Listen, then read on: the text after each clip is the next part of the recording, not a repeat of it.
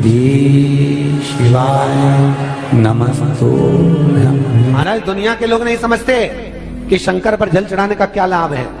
शिव महापुराण कहती है, अगर एक दिन शिव महापुराण की कथा कहती है, मंगलवार को अगर शिव जी के मंदिर में, शंकर के मंदिर में जाकर एक लोटा पानी चढ़ाया जाता है तो हमारे कार्य में उन्नति होती है। कोई व्यापार नहीं चलता हो, दिक्कत आ रही हो तो हनुमान जी के दूसरे नंबर का भाई गतिमान का स्मरण करो। हनुमान जी के उल्टे पांव का सिंदूर लाकर गतिमान का नाम लेकर स्वस्तिक बना दिया जाए व्यापार वाली जगह पर, तो व्यापार अच्छा चलने लगता है महाराज। कोई व्यक्ति पैसा खा गया, नहीं दे रहा, बहुत परेशान हो गए, मांग मांग कर दे गए, नहीं दे रहा, हाथ जोड़ लिए, पांव जोड़ लिए, सब कुछ कर लिया, नहीं दे रहा, तो हनुमान जी के तीसरे नंबर का भाई रतिमान, रतिमान, गतिमान नहीं, रतिमान, रतिमान का नाम लीजिए। पीपल के पत्ते पर लाल सिंदूर से जो व्यक्ति पैसा लेकर गया उसका नाम लेकर बहते हुए पानी में अपनी कामना कर रतिमान का नाम लेकर छोड़ दीजिए। 15 दिन में रतिमान ऐसी उतावली मचाता है कि उसको हाथ जोड़कर वो खुद फोन लगाकर बोलता है, भैया तेरा मैं पैसा लौटा दूंगा। रतिमान का स्मरण किया जाता है। रतिमान ध्यान दीजिएगा, हनुमान का एक स्मरण, पंचमुखी हनुमान का एक भाव।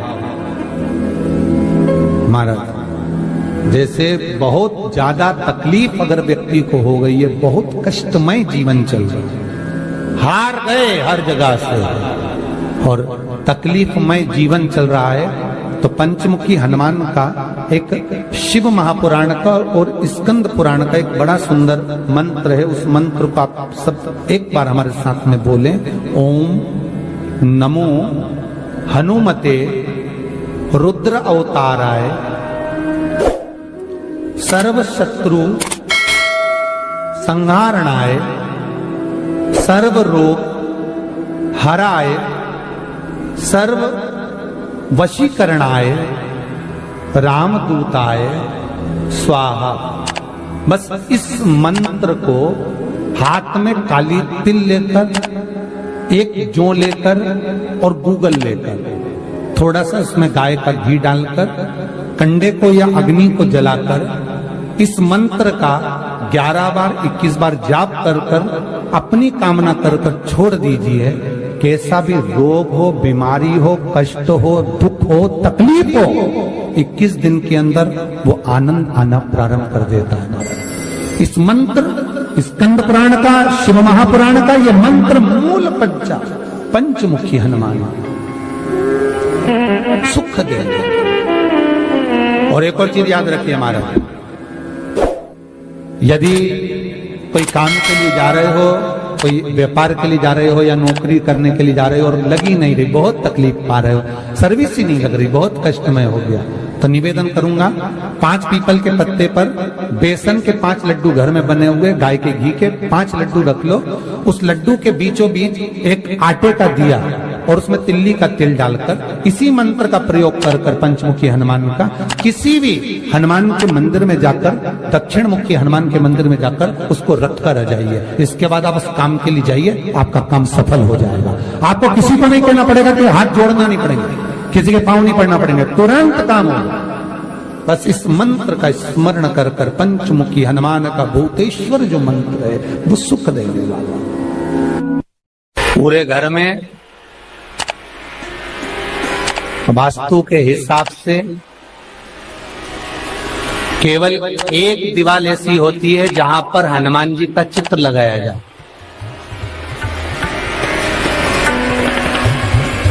चाहे तुम पर्वत उठाने वाला चित्र लगाओ हनुमान जी का, चाहे बैठे हुए लगाओ, चाहे रामायण पढ़ने वाला लगाओ, चाहे लंका दहन करने वाला लगाओ, चाहे राम नाम जपने वाला लगाओ, चाहे लक्ष्मण को संजीवनी देने वाला लगाओ, चाहे मौन मुद्रा में लगा दो, चाहे स्तुति में लगा दो, चाहे भजन में लगा दो। हनुमान जी का कोई भी चित्र लगता है तो ना पूरब में लगेगा, ना पश्चिम में लगेगा, ना दक्षिण में लगेगा। हनुमान जी का अगर चित्र लगता है तो उत्तर की दीवार में दक्षिण को देखते हुए लगता है, केवल एक ही स्थान।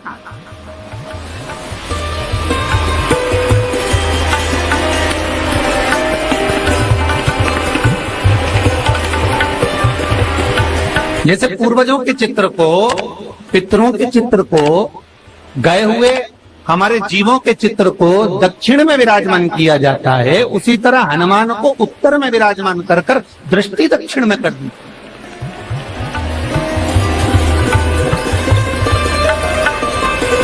घर में हनुमान जी के जितने फोटो होते हैं उसको केवल दक्षिण दिशा में लगा, तो उत्तर दिशा में लगा बिठा देते हैं और दक्षिण की ओर उनकी दृष्टि होना चाहिए, दक्षिण की ओर उनका मुख होना चाहिए। क्यों? महाराज, अगर व्यक्ति के जीवन में कोई बीमारी आने वाली है, व्यक्ति के जीवन में कोई रोग आने वाला है, व्यक्ति के जीवन में अगर कोई कष्ट आने वाला है, व्यक्ति के जीवन में अगर कोई परेशानी आने वाली है, व्यक्ति के जीवन में कोई एक्सीडेंट का योग भी बनने वाला है, तो शास्त्र कहता है वो दिशा दक्षिण से ही बनता है।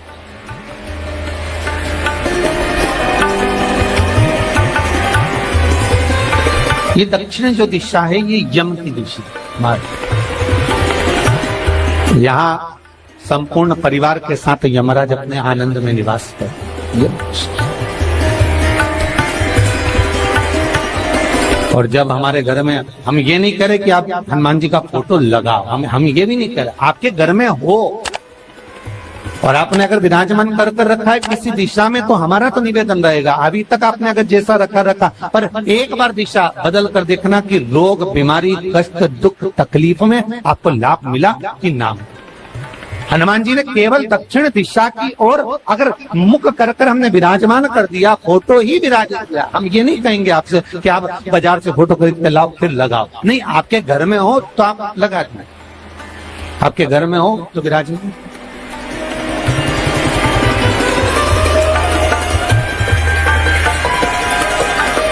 अच्छा, कितनी विपरीतता है वो भी आप जरा जानिएगा महाराज, कि शंकर भगवान के ऊपर जो जल चढ़ाया जाता है उसकी जलाधारी उत्तर में जाती है महाराज।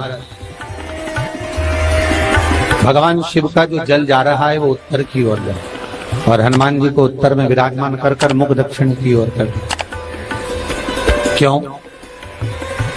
प्रबल दिशाओं में उत्तर और दक्षिण महाराज, ये जो दो दिशाएं, इनको साधने के लिए कोई देवता आगे नहीं। अगर इन दिशाओं को कोई साधने वाला है तो केवल एक देवाधिदेव महादेव ही हो सकता। काल का हरण करने वाला वो महान काल ही हो सकता। शंकर का ही एक अवतार है हनुमान जी महाराज, रुद्र अवतार महाराज। हनुमान जी से कहा तुम दक्षिण की ओर दिशा पर संभालिए। शिव जी कहते हैं मेरा जल जब उत्तर की ओर जाएगा तो इस दिशा को मैं संभालू, चिंता ना करिए। जो स्मरण करने वाला होता है, भजन करने वाला होता है, कीर्तन करने वाला होता है, नाम जाप करने वाला होता है, उसका भी शास्त्र विधान कहता है, उसका भी व्याख्यान वर्णन करता है कि जैसे एक दिशा के रूप में हनुमान जी महाराज को विराजमान कर दक्षिण की दिशा पर हम विजय पर, अर्थात रोग पर, बीमारी पर, कष्ट पर, तकलीफ पर हम विजय प्राप्त कर सकते। ऐसा नहीं कि ऐसा कोई रोग नहीं जिसकी दवा नहीं है, पर जब तक भगवान की कृपा नहीं होगी तब तक कोई औषधि मिल सकती नहीं, कुछ प्राप्त नहीं हो सकता। जब भगवान करुणा करते हैं तो आप रूप कुछ ना कुछ सुख की अनुभूति हो जाती है, अपने आप सुख का भान हो जाता है। तो जैसे दक्षिण का जो स्वामी तत्व है, दक्षिण पर जो दृष्टि देने वाले श्री हनुमान जी महाराज है, इसलिए हनुमान जी को उत्तर की दीवार पर विराजमान कर उनका मुख दक्षिण की ओर रखा जाता है। वास्तु शास्त्र के हिसाब से, वास्तु नियमों के हिसाब से सारे फोटो कहीं पर भी लगा सकते हो, पर हनुमान जी का अगर फोटो तुम्हारे घर में है, हनुमान जी अगर तुम्हारे घर में विराजमान है, हनुमान जी का चित्र तुम्हारे घर में विराजमान है, तो उसका मुख दक्षिण का होगा, तो रोग, बीमारी, तकलीफ, कष्ट ये सब दूर हटते। कई लोग प्रश्न करते हैं, गुरुजी आप कहते हो कि हनुमान जी महाराज शंकर भगवान का एक अंश स्वरूप है, एक अंश स्वरूप। पूरी शिव महापुराण की कथा को उठाकर देखिए, स्कंद पुराण को, मत्स्य पुराण को, कूर्म पुराण को उठाकर देखिए। एक बाणासुर का चरित्र और एक श्री हनुमान जी महाराज का चरित्र बहुत सुंदर। शिव का एक अंश माता अंजना के तप साधना से शिव की प्रागट्यता और शंकर भगवान की प्रागट्यता से शंकर का स्वरूप प्रकट है। इसीलिए तो कहते हैं शंकर सुमन केसरी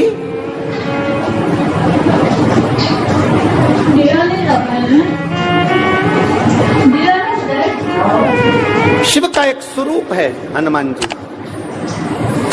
हम तो हमेशा कहते हैं अगर आप हनुमान जी का भी दर्शन कर रहे हैं तो ये अंदाजा लगा कर रखें कि आप शंकर का दर्शन कर रहे हैं। आप शंकर का दर्शन कर रहे हैं तो ये अंदाजा लगा कर रखें कि आप हनुमान जी का दर्शन कर रहे हैं। सब एक, कोई भेद नहीं, सब एक, कोई भेद नहीं। देवताओं, आप एक बेलपत्र, जैसे आप एक बेलपत्र कि ये दो जो पत्तियां होती हैं, जरा ध्यान देंगे, ये दो जो पत्ती नीचे की रहती है बेलपत्र, आगे का भाग एक बेलपत्र और नीचे की जो ये दो पत्तियां होती हैं, इन दो पत्तियों के ऊपर एक एक शमी पत्र, ये दो जो पत्तियां हैं इन पत्तियों के ऊपर एक एक शमी पत्र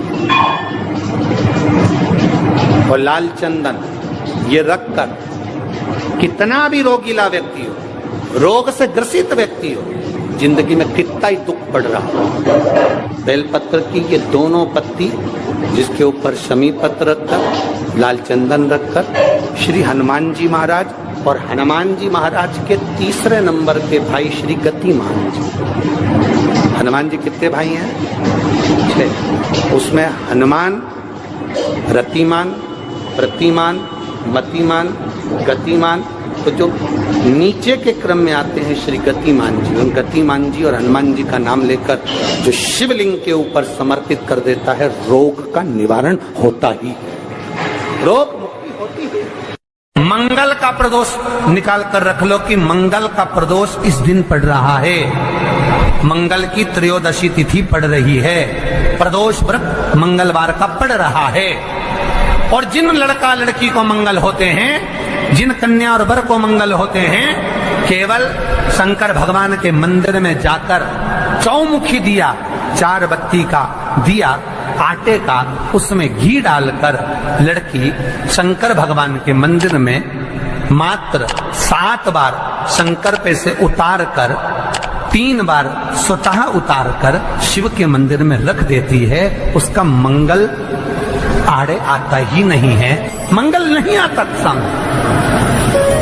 मंगल प्रदोष व्रत का इतना महत्व है महाराज। जब जिस महीने में जो प्रदोष पड़ा करे, जब प्रदोष पड़े, बन सके 1 बेलपत्र, बन सके 5 बेलपत्र, शमी पत्र, हरे मूंग,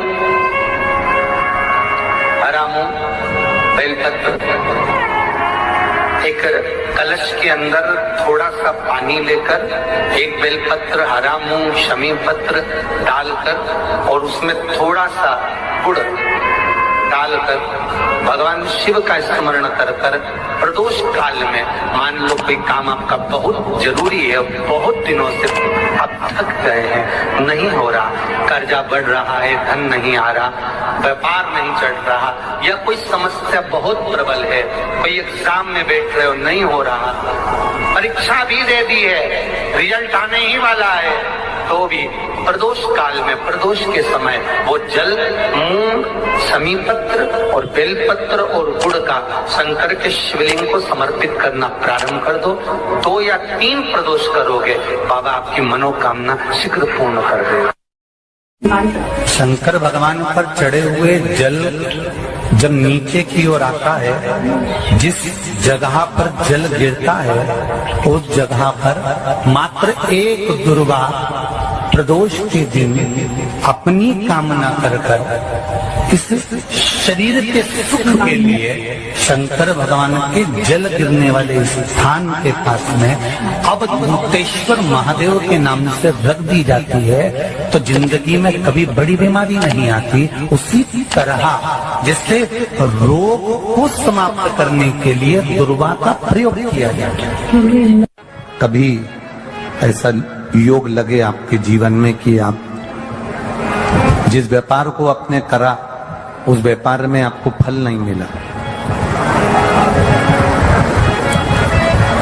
फिर आपने व्यापार चेंज करा, फिर बदल कर देखा, फिर उस व्यापार को कर देखा, उसमें फल नहीं मिला, फिर आपने वापिस व्यापार को बदलने का विचार किया। तो हमारा निवेदन रहेगा उस व्यापार को बदलने से पहले एक काम जरूर कर देखें। 3 स्थान पर बेलपत्र को चढ़ा कर देखिएगा। अगर आपको लगे कि मैंने व्यापार बदल लिया, एक बार बदला, कई लोग ऐसे भी होते हैं जो पैसा इकट्ठा करते हैं, धन एकत्रित करते हैं और कोई व्यापार ऐसा कर लेते हैं जिस व्यापार में धन चले जाता है तो वो धन वापिस नहीं आता, मारा वो व्यापार का धन वापिस नहीं आता। तो बड़े दुखी होता है कि भाई मेरा गया हुआ पैसा नहीं आ रहा, मैं बड़ा कष्ट में हूं, मेरा खुद का ही आ जाए ना तो मैं निहाल हो जाऊं, मेरा अपना ही नहीं आ रहा जो गया हुआ है तो मैं क्या वर्णन करूं उसको, क्या उनके लिए भी ये प्रयोग, ये शिव विद्येश्वर संहिता का ये भाव बड़ा सुंदर है। आप व्यापार पर व्यापार बदल कर देख लिए, धन भी हमारा कहीं डूब गया, आ नहीं रहा है, तो प्रयास करना 3 स्थान पर चढ़ाई गई बेलपत्र